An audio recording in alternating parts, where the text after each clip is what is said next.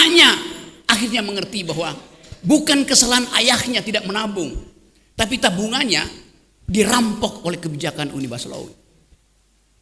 Itu dasarnya. Nah, kita ada di sini di dalam keadaan kebimbangan. Sementara Presiden Jokowi tidak pernah peduli permintaan buruh. Dia masih mondar-mandir dari satu koalisi ke koalisi yang lain untuk mencari kejelasan nasibnya tuh. Dia memikirkan nasibnya sendiri, dia nggak pikirin nasib kita.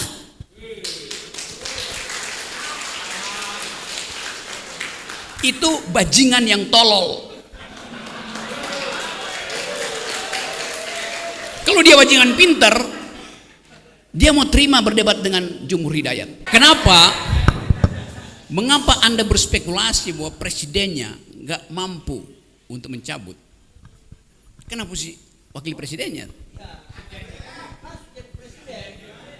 Karena semua capresnya terkait dengan pembuatan undang-undang itu. Secara moral mereka tersiksa. Tapi pragmatisme mengarahkan mereka untuk tidak mau keluar dari kepompong kedunguan itu. Ini undang-undang paling dungu di dunia nih. Undang-undang paling maksiat. Yes.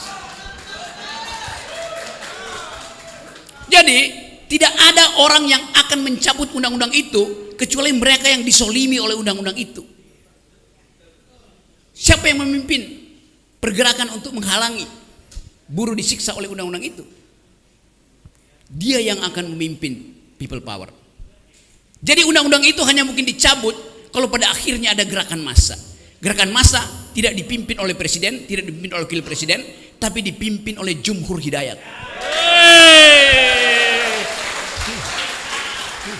Dalam keadaan tidak ada kepastian pemilihan umum, kita buatkan skenario baru bahwa akan ada kepemimpinan di luar sistem elektoral.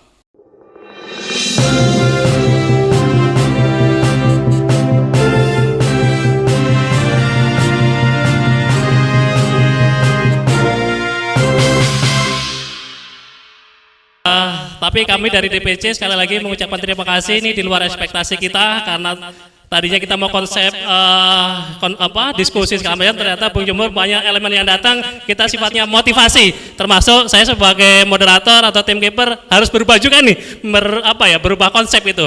Tapi kawan-kawan sekalian, saya pengen dengar dulu suaranya. Bekasi istimewa, ayo Bekasi istimewa. Baik kawan-kawan, kita jadikan safari ASP di Bekasi ini safari yang paling meriah. Setuju? Setuju. Baik kawan-kawan sekalian, tanpa berpanjang lebar, kami mengundang Bung Rocky Gerung untuk menyampaikan pandangan, dalil-dalilnya, ya, yang membuat lawan politiknya tampak kayak manusia bodoh gitu ya, tampak bodoh sehingga harus disubsidi otaknya. Terima kasih, Bung Rocky, silakan. Oke, terima kasih teman-teman. 10 Agustus kita bikin gara-gara. Kita cari gara-gara.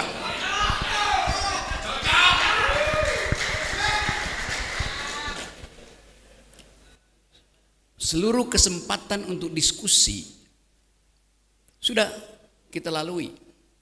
Diskusi dengan menteri, diskusi dengan dirjen, diskusi dengan kabinet, diskusi dengan anggota DPR. Hasilnya diabaikan. Maka saatnya kita bikin gara-gara. Apakah gara-gara itu inkonstitusional? Gara-gara itu disediakan oleh sejarah untuk berperkara. Kita bikin gara-gara untuk buka perkara. Berperkara dengan siapa? Berperkara dengan Presiden Jokowi. Berperkara dengan menteri biasa tuh. Tapi kita mesti hidupkan harapan bahwa hanya dengan berperkara kita bisa mempersoalkan kembali seluruh kebijakan bangsa ini yang dihianati oleh pemimpin tertinggi. Itu dasarnya.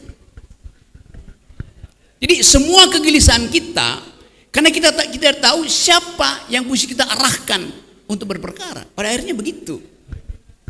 Kalau kita jumlahkan seluruh massa, tapi kita tidak tahu arah kita berperkara kemana, akan diabaikan energi dari kumpulan massa itu.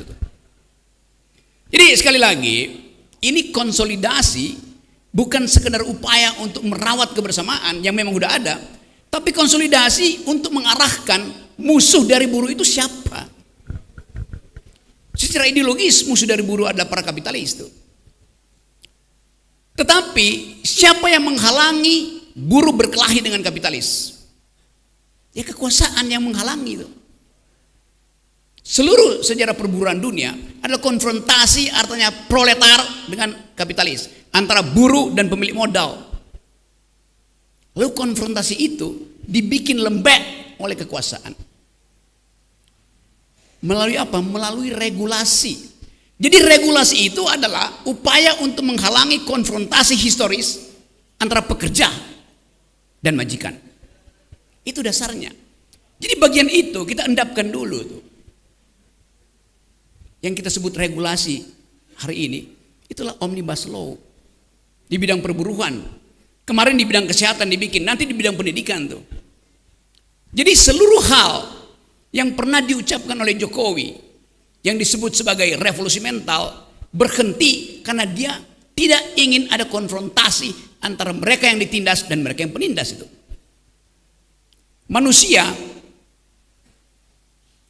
yang berupaya menutupi kejahatan, dia lebih buruk dari keledai itu. Itu dasarnya itu. Kita coba ucapkan hal itu secara lantang. Tentu ada konsekuensinya. Saya bisa ditangkap tiap hari itu. Tapi kita mesti ambil risiko.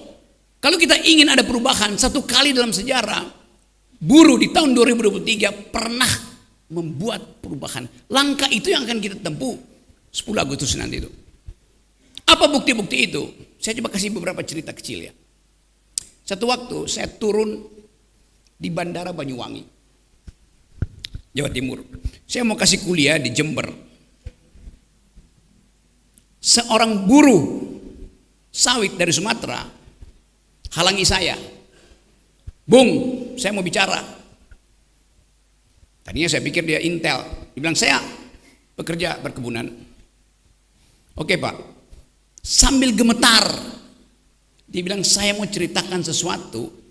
Karena saya udah 2 jam turun dari pesawat, hendak pergi ke Jember untuk menjemput satu dari 2 anaknya yang disekolahin di Jember. Saya mulai duga nih, ada apa nih? Ada problem keluarga. Dia bilang begini, Pak Rocky, apa yang saya mau ucapkan pada 2 putra saya, kalau satu di antara mereka saya bawa pulang ke Sumatera. Loh, ada apa Pak? Begini, waktu saya memutuskan bersama istri saya dan keluarga besar untuk menyekolahkan 2 anaknya ke Banyuwangi, saya memutuskan itu karena janji Jokowi bahwa harga sawit akan stabil. Mungkin di 2000 waktu itu. Oke. Jadi Bapak ini merencanakan ekonomi keluarga, kesejahteraan keluarga berdasarkan janji presiden pada waktu itu. Tiba-tiba harga sawit turun sampai Rp700, Rp900 per kilogram. Bayangkan, dia mesti bawa pulang satu dari 2 anaknya. Masalahnya adalah apa yang mesti dia pilih, anak yang mana yang mesti dia korbankan. Malam sebelumnya pasti dia bertengkar dengan istrinya tuh. Anak yang mana ayah? Hanya boleh ada 1 anak yang sekolah karena harga sawit turun.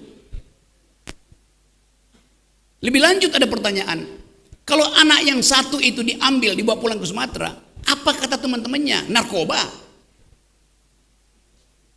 DO, bikin kejahatan. Ayah itu bingung. Dia mesti memilih yang mana yang mesti dibawa pulang. Kalaupun dibawa pulang ke Sumatera, lingkungan tetangga di situ akan, kok pulang, bodoh ya anakmu. Jadi Anda bayangkan bahwa kebijakan negara yang menjadi patokan pembuatan rencana keluarga berantakan karena tidak ada jaminan negara tentang merosotnya pendapatan si buruh. Konkretnya begitu. Nanti kita dengar uraiannya.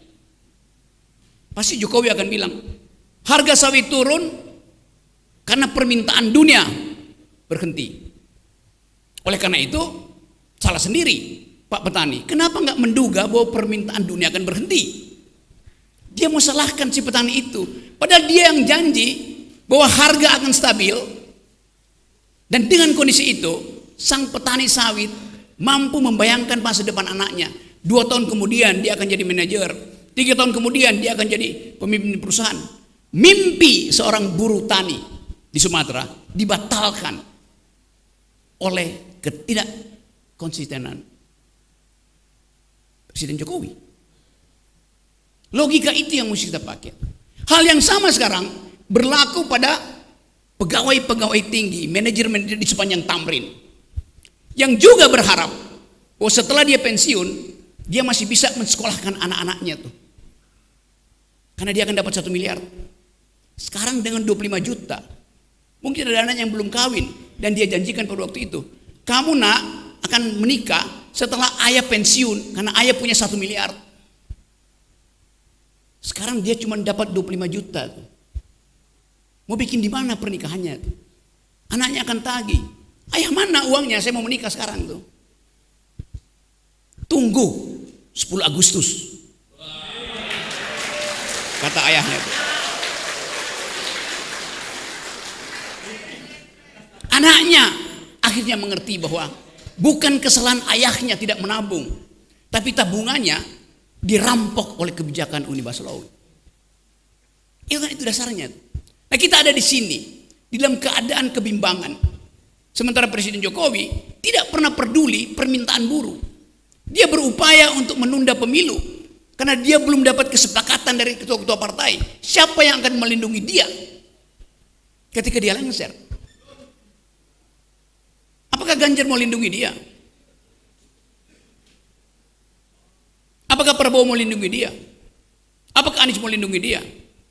Tekanan politik massa akan membuat presiden-presiden itu tidak akan mungkin melindungi Jokowi.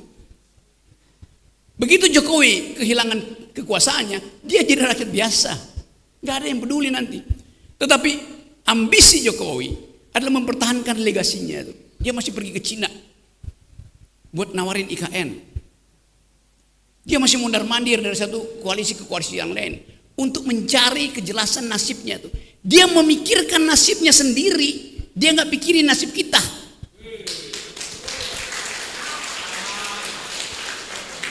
Itu bajingan yang tolol.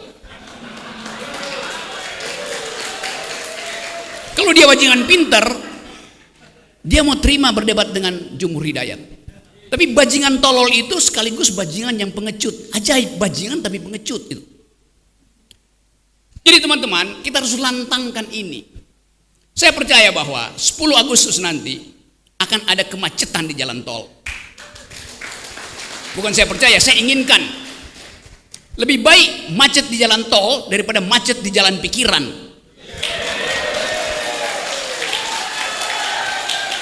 Kita perlukan itu. Sejarah menunggu kita. Dan siapa yang dipanggil sejarah, dia mesti mewakafkan waktu dan tenaganya untuk memungkinkan sejarah itu menempuh jalurnya sendiri. Tidak ada perubahan tanpa gerakan. Saya bisa kasih kritik macam-macam, tapi kekuasaan hanya berubah kalau ditandingi oleh massa. Kekuasaan selalu takut pada massa. Sejarahnya begitu, sunatullahnya begitu. Jadi hari ini kita lakukan konsolidasi dalam upaya memastikan bahwa tidak akan ada yang mampu menghalangi gerakan buruh. Tidak ada yang mampu menghalangi tuntutan keadilan. Tapi kita sebut ini seminar supaya nggak kena delik. Bayangkan aja, dalam upaya untuk menghasilkan keadilan pun kita mesti siksa. Padahal di depan kita ini adalah kita marah pada keadaan tuh. Seminar artinya senyum, Mira, dan Narti.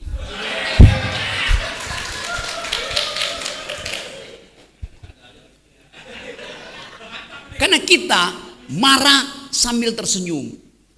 Kita marah terhadap keadaan, kita tersenyum karena akan ada perubahan. Kita mampu.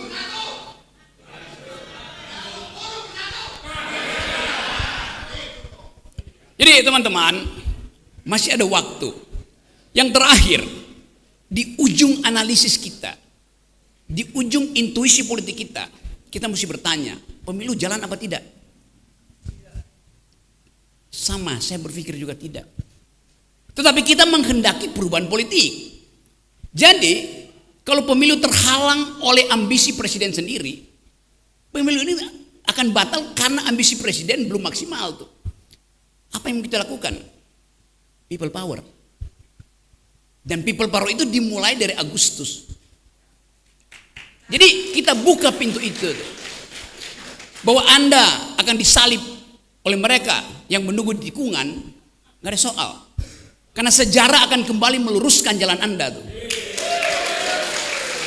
Jadi teman-teman, saya berpikir bahwa satu waktu sejarah Indonesia akan ditulis kembali, bahwa gerakan reformasi di 20 Mei 1998 ditulis ulang oleh gerakan buruh 10 Agustus 2023. Ada janji dari Kota Bekasi, bahwa janji ketika pemuda-pemuda itu menculik Soekarno untuk memberi dia energi bahwa sekarang merdeka, nggak usah pikir-pikir lagi itu. Demikian juga energi dari Bekasi hari ini. Kita pastikan bahwa tuntutan keadilan tidak mungkin dihalangi oleh kedunguan-kedunguan di istana. Kita lakukan itu hari ini, dan dengan tekad yang baik. Niat kita kuat, peralatan kita cukup. Lalu kenapa kita ragu? Satu langkah gerak di aspal itu akan membekaskan sejarah. 1000 langkah gerak akan membuat perubahan. 300.000 akan menggemparkan dunia. Demikian seterusnya. Apalagi kalau seluruh kenikmatan itu kita pertontonkan pada generasi baru, mereka akan ikut. Ada kegelisahan emak-emak, ada kalkulasi yang belum sempurna oleh mahasiswa itu. Tetapi buruh selesai dengan problem itu, dan emak-emak akan ikut di belakang. Bayangkan hari pertama 100.000 emak-emak turun ke jalan kasih kita aqua. Itu menunjukkan bahwa seluruh bangsa ini menitipkan aspirasinya, menitipkan harapannya pada gerakan buruh itu. 3 hari kemudian mahasiswa turun.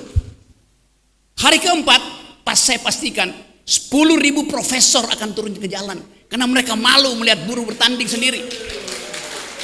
Itu momentum yang akan kita lakukan. Jadi teman-teman, kita pastikan dari Bekasi akan ada perubahan. Bekasi artinya berani beraksi. Assalamualaikum warahmatullahi wabarakatuh.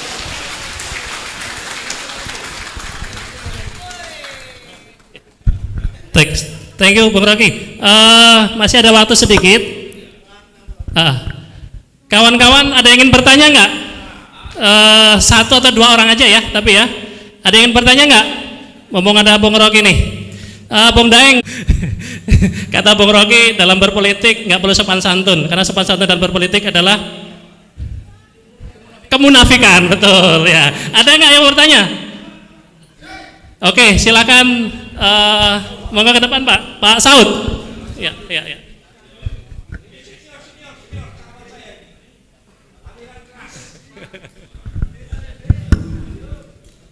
Boleh saya berdiri di sini?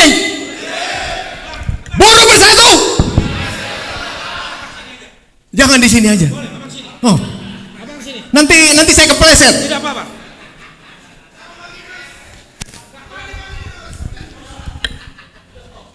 Apa yang dikatakan Bung Rocky Gerung, baik tadi maupun yang lalu, itu adalah benar.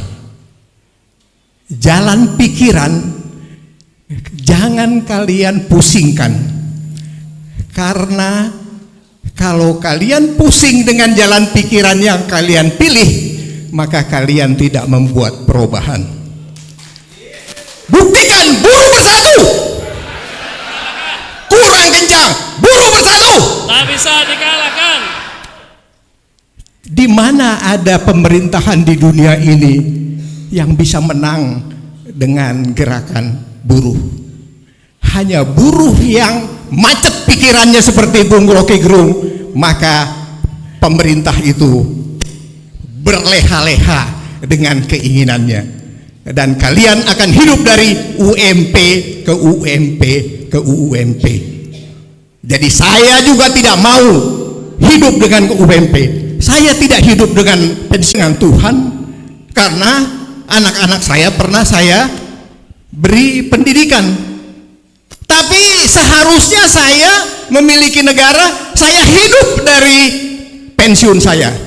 Oleh karena itu tanggal 10 saya akan tagih pensiun kepada negara. Hidup bunuh. Tapi hak Anda, kedaulatan rakyat Anda adalah di tangan Anda sendiri. 10 Agustus, 11 Agustus, 12 Agustus, 13 Agustus, 15 Agustus kalian harus menang.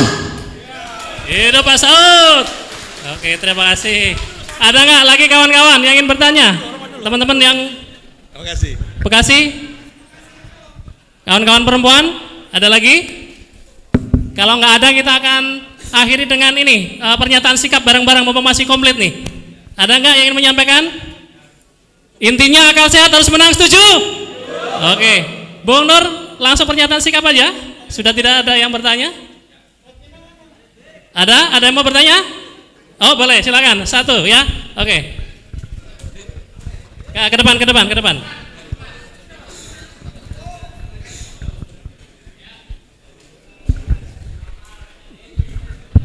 Oke, assalamualaikum warahmatullahi wabarakatuh.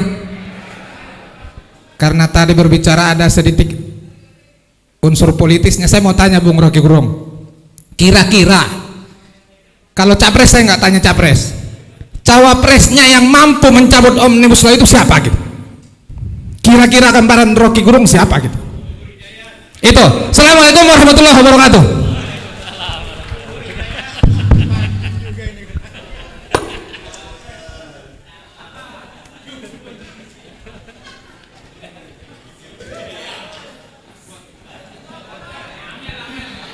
Kenapa?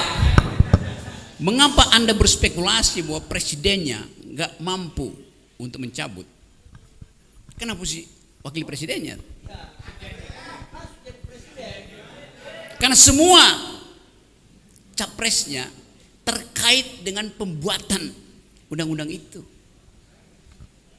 Secara moral mereka tersiksa, tapi pragmatisme mengarahkan mereka untuk tidak mau keluar dari kepompong kedunguan itu. Ini undang-undang paling dungu di dunia nih. Undang-undang paling maksiat. Yes. Jadi tidak ada orang yang akan mencabut undang-undang itu kecuali mereka yang disolimi oleh undang-undang itu. Siapa yang memimpin pergerakan untuk menghalangi buruh disiksa oleh undang-undang itu? Dia yang akan memimpin people power. Jadi undang-undang itu hanya mungkin dicabut kalau pada akhirnya ada gerakan massa. Gerakan massa tidak dipimpin oleh presiden, tidak dipimpin oleh wakil presiden, tapi dipimpin oleh Jumhur Hidayat. Dalam keadaan tidak ada kepastian pemilihan umum, kita buatkan skenario baru bahwa akan ada kepemimpinan di luar sistem elektoral. Mungkin kita minta satu profesor atau satu rektor yang masih punya akal sehat untuk jadi semacam penyelamat sementara bangsa dalam keadaan krisis. Kita tahu bahwa kegiatan mata-mata CIA memantau Indonesia makin hari makin intens. Saya bisa rasakan itu. Kemarin Profesor Jimmy Asidi kasih pidato di Melbourne University untuk menerangkan krisis demokrasi di Indonesia. Itu bukan sekedar kemampuan Jimmy Asidik untuk mengucapkannya, memang dia tahu. Tapi Australia memakai mulut kritisi-kritisi Indonesia untuk kasih sinyal bahwa Indonesia itu sedang tenggelam dalam demokrasi. Jadi begitu ada tanda-tanda perubahan politik yang sifatnya people power, pasti konsolidasi intelijen asing juga akan ada di situ, akan tiba di situ. Kita membayangkan itu ketika 98. Kita membayangkan itu ketika 65 itu. Tidak ada perubahan politik di Indonesia yang tidak ada intervensi asing. Tinggal kita pilih asing yang mana yang kita perlukan. Asing atau aseng. Jadi sekali lagi kita bersiap untuk memantau. Jangan sampai gerakan buruh itu dicawe-cawe oleh mereka yang gak punya akal. Jadi sekali lagi buruh meminta sejarah menuntun dia. Buruh meminta seseorang tiba untuk menjadi leader, bukan jadi dealer. Ada pemimpin buruh yang dealer sifatnya tuh. Pragmatis, oportunis tuh. Jadi kita bersihkan dulu mental kita supaya satu waktu kita tahu bahwa Omnibus Law dibatalkan bukan oleh si menteri atau presiden, tapi dibatalkan oleh kekuatan rakyat. Terima kasih. Oke, terima kasih. Cukup ya kawan-kawan? Cukup, baik.